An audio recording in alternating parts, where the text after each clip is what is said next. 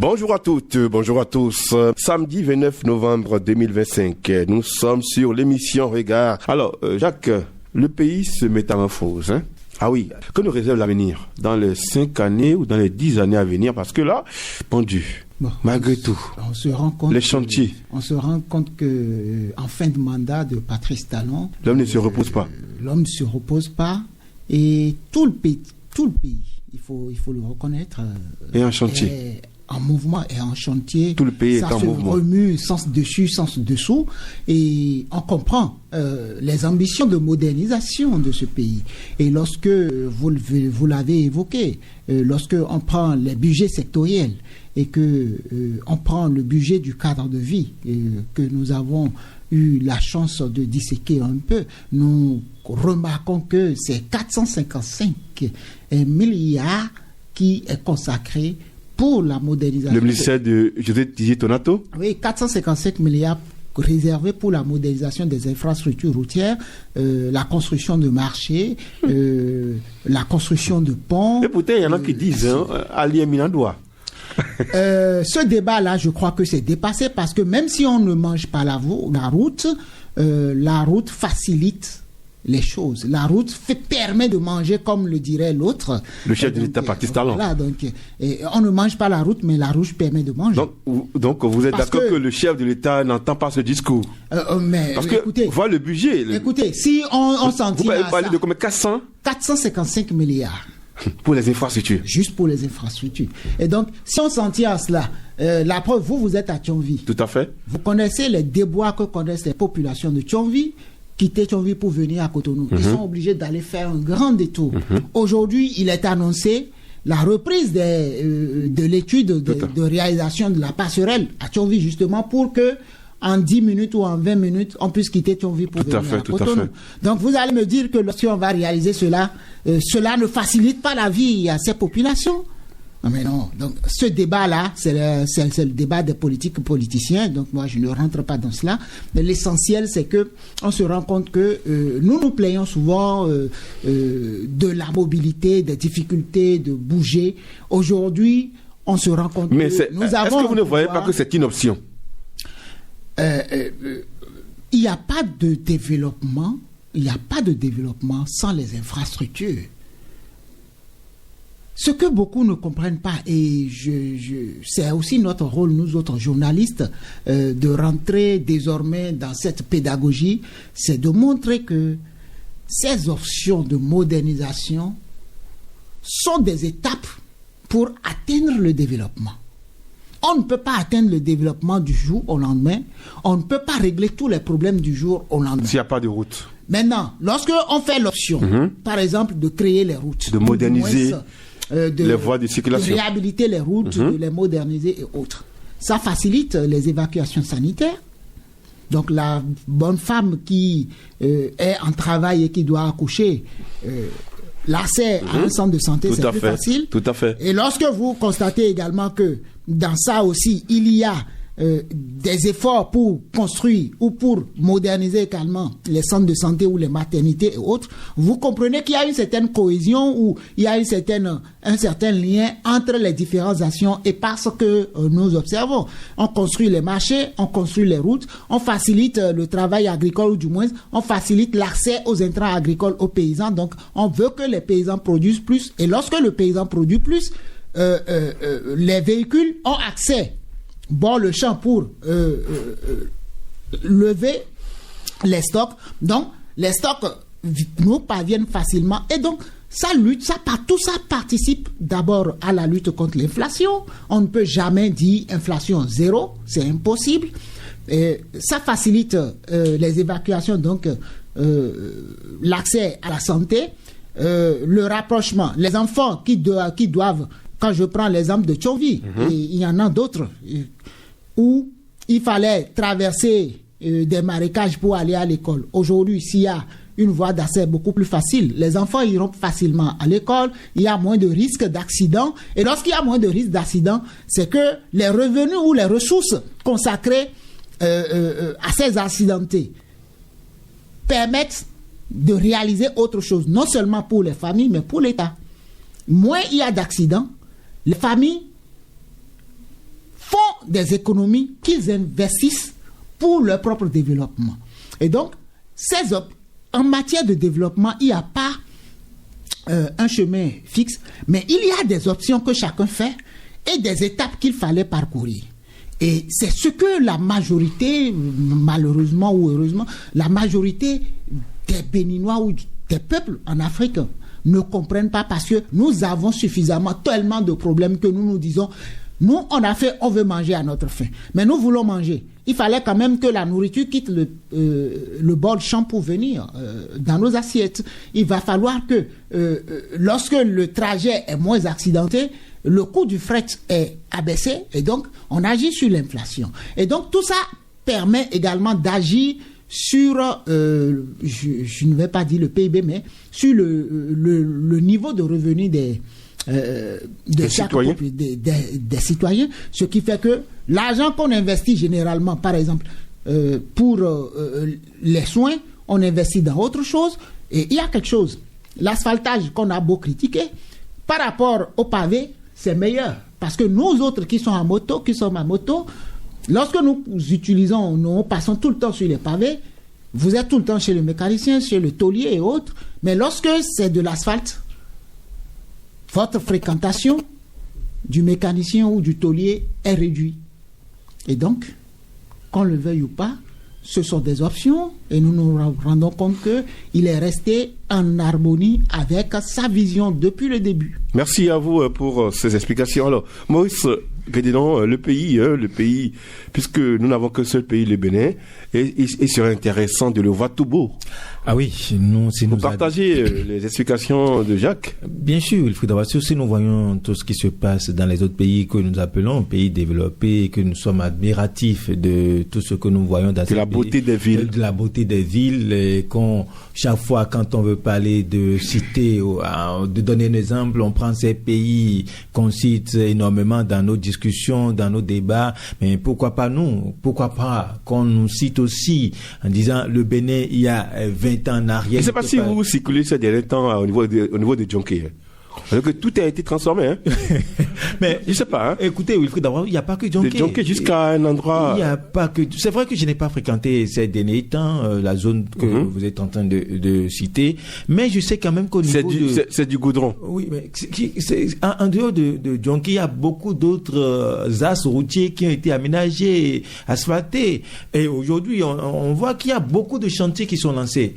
Et Jacques a rappelé quelque chose. Mais écoutez, quand le cultivateur, le paysan va au champ et cultive, il faut que ces produits-là, qu'on les achemine au marché. Tout à fait. Mais si la route, elle n'est pas bonne. Oh, tout à fait. Mais comment on va acheminer ces produits-là? S'il y a des pannes en chemin, là, le véhicule qui peut faire 2 jours, 3 jours, mais tous les produits... Nous voyons des confrères, je ne vais pas citer des pays, mais parfois qui font des reportages télé, et parfois on retrouve ça sur les réseaux sociaux, et ils dénoncent certaines routes de leur pays. Et nous voyons qu'au Bénin, nous n'avons pas assez, même si nous avons des problèmes de route. Aujourd'hui, l'option du gouvernement actuel, du gouvernement du président Patrice Talon, c'est vrai que tout n'est pas beau, hein, tout n'est pas rose. L'option aujourd'hui, c'est de moderniser et de construire beaucoup d'infrastructures routières surtout. Et il n'y a pas que ça, il y a les marchés aussi. Aujourd'hui, on parle du marché de Gros, qui est dans la commune d'Abomey-Clavi. Il y a le marché qui est en construction au niveau du stade de l'Amitié. Il y a qui est presque à la fin. Il y a aussi les marchés modernes qui sont à Cotonou. Il faut d'abord ça, ce n'est pour personne, c'est pour les Béninois. Parce que c'est vous et moi. C'est que nous qui iront dans les marchés acheter. Ce n'est pas les opposants, ce n'est pas les mouvanciers. C'est tous les Béninois qui vont se rendre dans les marchés pour acheter. Et ce sont les Béninois également qui vendent dans ces marchés-là. Même si, au niveau de ces marchés-là, les bonnes dames font des revendications peut-être par rapport à ce qu'elles payent par jour, à ce qu'elles payent par mois ou à ce qu'elles payent par semaine, je pense que progressivement, peut-être, on va revoir tout ça. Mais aujourd'hui, il est important que si nous voulons le développement de notre pays, si nous voulons que le Bénin tutoie les grands pays ou les pays développés, c'est qu'on fasse un minimum de sacrifices. Nous autres? Ah ben, écoutez, demandez aux Chinois, le déni des Chinois. Mais aujourd'hui, on cite la Chine comme... La Chine fait partie des grandes puissances économiques, des grandes puissances mondiales. Mais ils vont vous dire, à un moment donné, là, on s'oublie et on pense au pays. Parce que vous allez passer, hein, Wilfred Awassou, mais écoutez, vous allez passer, mais vos enfants, si vous mangez aujourd'hui, vous êtes rassasiés, mais plus tard, vos enfants seront toujours à votre charge. Ils n'auront pas d'emploi, ils n'auront pas, rien n'est créé pour leur permettre d'avoir un avenir meilleur, un avenir radieux. Mais Wilfred Awassou, vous pensez que vous serez heureux à 70 ans, vous allez continuer toujours pas à gérer les problèmes de vos enfants ou de vos petits-enfants? Autant souffrir et créer des meilleures conditions pour ces enfants que de vouloir tout avoir aujourd'hui et que plus tard, les enfants n'auront rien. Mais aujourd'hui, si prenez le tronçon de Huiko pour Adjaha. Mais moi, je circulais sur ce tronçon-là il y a très longtemps. Je voyais ce qui se passait, je vais dire, avec des cabanes érigées un peu partout. On ne peut pas avoir une ville moderne si nous continuons toujours pas à occuper les TPC. Si nous continuons toujours pas à occuper les trottoirs. On n'a pas les trottoirs. On s'installe sur la voie. On dit oui, mais parce que je n'ai pas où rester, je me mets là, avec tous les risques. Une voiture peut quitter son chemin et rentrer dedans. On en a vu dans ce pays. Donc, Jacques l'a rappelé, peu de 400 et quelques milliards pour la modernisation des infrastructures routières et marchandes, pour le cadre de vie de façon globale. Mais il ne faut pas que ça s'arrête là. Jacques a parlé des écoles, en citant l'exemple de Thionville, en disant que si on arrive à faire la passerelle, les enfants, il n'y a pas que la passerelle. Il faut qu'on multiplie la construction des infrastructures scolaires et l'équipement de ces infrastructures-là. Parce qu'il ne faut pas que l'apprenant béninois parcourt des kilomètres d'abord avant de se rendre à l'école. Il faut qu'on en arrive là, qu'on équipe aussi les écoles. Qu'aujourd'hui, où le gouvernement veut miser beaucoup plus l'enseignement technique, qu'on équipe les lycées. Parce que le petit Chinois, quand il se lève, c'est pas bavarder. Il sait que prendre, assembler 2 ou 3 appareils, il peut fabriquer ceci. Mais c'est aussi ça le développement, Wilfred Awassou. Les artisans, les former davantage. Moi, récemment, j'ai assisté, sans être invité, à une rencontre, à une séance d'échange où un conseiller du CIS a échangé avec les artisans.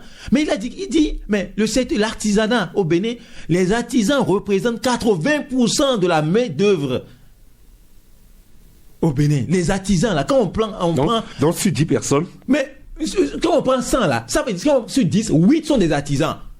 Les travailleurs du secteur privé et du secteur public ne font pas 20% de la main-d'œuvre active au Bénin. Mais pourquoi nous allons penser que ceux-là ne contribuent pas à l'économie? Il faut les accompagner, il faut les aider, il faut surtout à moderniser leur manière de fabriquer les outils, les œuvres, et de moderniser, d'être concurrents sur le marché mondial. Mais c'est ça. Si nous ne misons pas sur nos propres forces à l'interne, et si tout ce que nous allons utiliser ou tout ce que nous allons consommer va provenir de l'extérieur, comment nous irons au développement? Moi, je pense qu'en dehors de la construction des infrastructures, des marchandes, routières et autres, de tous les efforts que le gouvernement actuel est en train de faire, il faut véritablement développer le secteur de l'artisanat au Bénin. Les artisans de tous ordres. Il faut aujourd'hui qu'on investisse dans ce domaine-là. Parce que c'est eux qui constituent le poids. Les artisans, hein? Oui, effectivement. Effectivement. Moi, je n'ai pas voulu aller dans tous les sens, juste pour me limiter. Sinon, en réalité, c'est pour ça que je parlais de cohésion et de cohérence entre les différents secteurs. Et lorsque vous prenez le budget de l'enseignement secondaire et de la formation professionnelle, vous vous rendez compte que le montant misé également là, c'est pour la première fois. Ça fait pratiquement 63% d'augmentation, ou un peu plus. Et lorsque vous descendez sur le terrain, moi j'ai l'habitude d'être sur le terrain, donc j'ai vu, à Boycon, à la sortie de Boycon en allant vers Covert, un chantier d'un grand lycée. Il paraît que c'est le plus moderne qui est en construction. Et quand j'ai vu ça, j'ai compris que nous attendions, on nous avait annoncé 400 milliards de mobiliser déjà, mais on ne voit pas ce à quoi ça sert. Mais lorsque nous commençons par... Moi, je suis descendu sur le terrain, je passais j'allais ailleurs, mais lorsque j'ai vu ça, j'ai compris ce à quoi servait l'argent. Ça ne faisait pas du bruit. En réalité, c'est qu'il y a des choses qui se font, mais sans bruit. Et d'ailleurs, on ne peut que être content parce qu'on a élu ces dirigeants pour travailler. Et donc, ils n'ont pas à nous chanter, nous travaillons. Ils sont là pour ça, c'est leur mission. Ils ont dit, nous voulons travailler pour vous et nous les avons élus. Et celui qui a été élu, ou ceux qui ont été élus ont choisi des collaborateurs pour les accompagner dans ce sens. Et donc, par rapport également au problème de l'éducation tel que posé, et ça nous permet de comprendre une réforme, ou du moins la réforme du secteur de la décentralisation, pour comprendre pourquoi il y a cette tendance aujourd'hui de recentraliser certaines choses à travers une certaine coopération ou un certain accord entre le gouvernement et les communes. Parce que le gouvernement ne peut pas avoir pour ambition de faciliter la formation alors que nous savons que ce sont les communes qui ont à charge, par exemple, de construire les écoles primaires, de décider de diriger les écoles primaires. Et lorsque donc cette commune, et c'est là, nous citoyens, nous sommes interpellés. Ceux que nous voulons élire, il faut qu'ils nous disent clairement, pour notre commune, quelles sont leurs ambitions. Est-ce que ces ambitions sont en lien avec la vision nationale? Et aujourd'hui, ce qui est bien, c'est que nous avons une loi désormais qui se pose à tout le monde, la vision stratégique 2060, donc sur les 35 prochaines années, qui donc oblige tout gouvernant, tout dirigeant à s'aligner dessus. Cela veut dire quoi? Lorsque nous sommes dans la phase de consolidation, toutes les actions, il n'y a plus divergence de vision. Nous sommes dans un pays aujourd'hui où quelqu'un ne viendra plus nous parler d'une nouvelle vision. La vision est connue. Donc, le travail à abattre pour atteindre le but est connu. Comment le faire? C'est ce qui reste. Donc, chacun devrait venir nous dire comment il compte aboutir à cela. Donc, au niveau communal, d'abord, nous avons un problème au Bénin. Nous avons des communes et nous ne savons même pas quelles sont les orientations de ces communes. On va me dire qu'il y a des PDC, il y a ci, il y a ça. Mais est-ce que les PDC là sont tellement clairs? Est-ce qu'aujourd'hui, nous savons quelle commune a pour vocation, par exemple, commerciale? Quelle commune a pour vocation touristique à part Ouida? Quelle commune a pour vocation agriculture? Quel commerce a pour... Parce que lorsque, par exemple, je prends une commune à vocation agricole, d'accord? Si on décide d'ériger un lycée agricole, ce ne sera que dans cette commune, d'abord prioritairement. Lorsqu'une commune a pour vocation l'industrie, lorsqu'on décide de construire un lycée industriel, ce ne sera d'abord que dans cette commune. Et c'est justement là, moi, par exemple, personnellement, j'ai regretté qu'on ait installé la GDIZ. À Glodjibé. Bon, là, c'est pas Glodjibé, c'est un carrefour entre 3 ou 4 communes. C'est Glodjibé. En réalité, depuis le colonisateur, une ville a été désignée ville à vocation industrielle au Bénin. C'est Boycon. Aujourd'hui, c'est pas pour rien que, je crois en 94 ou en 95, Soglo, à l'époque président, a décidé d'installer le lycée technique de Boycon, qui est un lycée industriel. Et la logique continue avec le nouveau lycée qui est en construction. Encore que l'ambition là ne datait pas d'aujourd'hui. Je me rappelle quand nous on était encore au collège, au CGE1, on nous avait informé qu'il y a un nouveau lycée de type qui sera érigé dans la zone dans laquelle actuellement ils sont en train d'installer ce lycée. Et on nous avait également dit que l'université qui sera installée dans la commune sera une université exclusivement industrielle. Aujourd'hui, nous avons l'université technologique, bon, ce qui est à Abomey là, en fait, l'université là est entre Abomey et Boyko. Donc, en réalité, ce sont les choix de chaque commune qui permettent de savoir quel type d'investissement il faut faire. On veut capter tous les investissements, ce n'est pas possible. Vous êtes à vocation agricole, vous êtes à vocation industrielle. C'est comme en Chine, lorsque vous parlez de Guangzhou. C'est une ville industrielle. Les universités que vous avez là-bas, ce sont des universités économiques, ce sont des universités industrielles. Donc, chaque commune avec sa vocation s'aligne sur des options de développement du pays. Aujourd'hui, il va falloir que dans les PDC qui vont venir, peut-être, on commence par clarifier ces choses. Et qu'on commence par se dire, bon, Cotonou, naturellement, c'est le port. Donc, c'est d'abord à vocation, c'est la façade maritime du Bénin. Donc, c'est d'abord à vocation commerciale. Maintenant, Boycon de Cotonou, c'est à peine 120 km. Une industrie qui est à 120 km du port, ce n'est pas encore loin. Il suffit qu'on ait une bonne autoroute. Encore que quand j'ai suivi le ministre Tonato, il a dit l'autoroute devrait quitter Cotonou jusqu'à Dassa.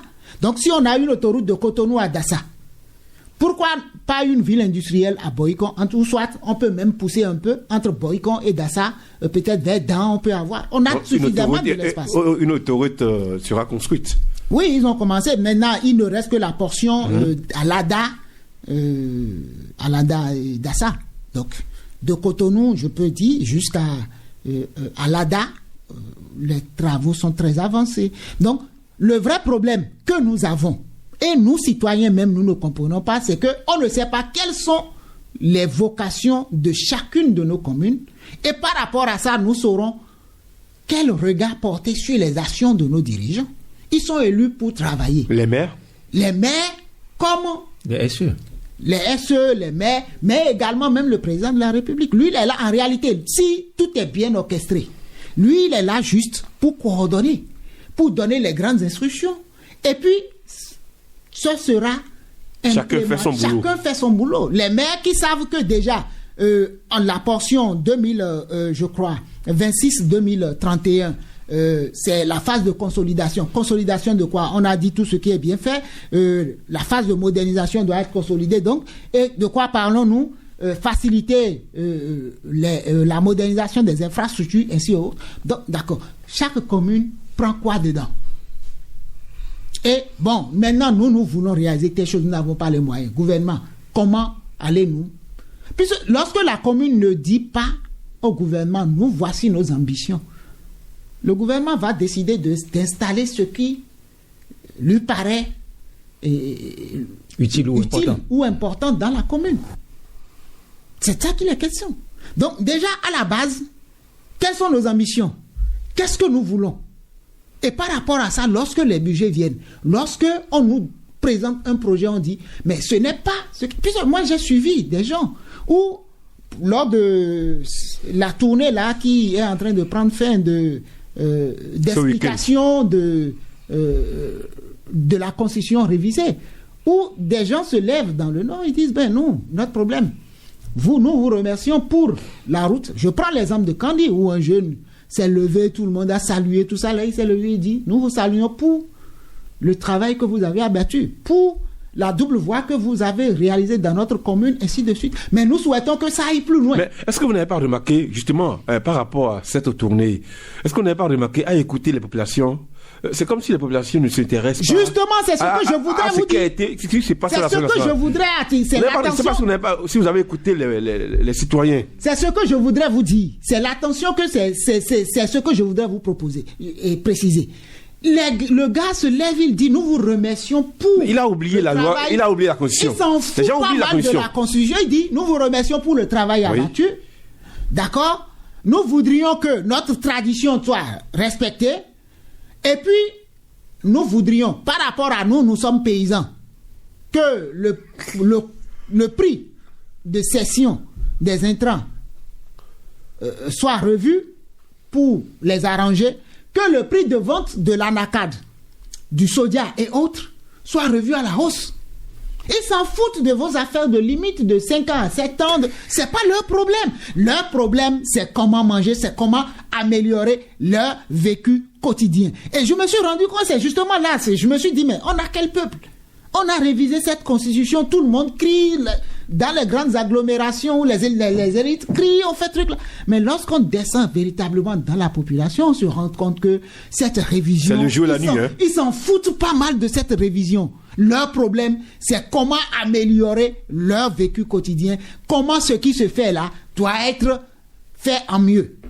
Et donc, à partir de cet instant-là, je crois que les politiques doivent commencer par se dire, attention, on a besoin de développement. Nous ne sommes pas. Est-ce que vous ne voyez pas que nous avons besoin de développement, Maurice? Mais forcément. Écoutez, Wilfried Amassou, Jacques a commencé par parler des communes, et je vais revenir rapidement sur les communes. Écoutez, quand vous prenez les 77 communes du Bénin, chaque commune a un atout, au moins. Pourquoi ne pas investir dans ce domaine-là? Il a parlé de Ouida en prenant l'atout touristique. Mais il y a d'autres villes qui ont d'autres atouts, qui ont des choses à développer. Mais que la commune ne s'intéresse pas à ça. Mais vous voyez, on parle toujours, on dit, quand nous prenons la vallée de l'Ouémé, mais écoutez, est-ce qu'on a souvent des projets pour valoriser cette vallée-là? Quand on prend les communes de l'Ouémé.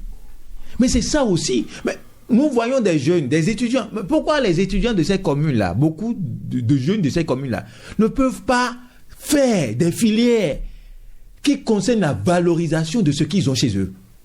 Parce qu'après, je peux revenir chez moi, servir ma commune, servir ma ville. Mais c'est ce qui se passe dans les autres pays.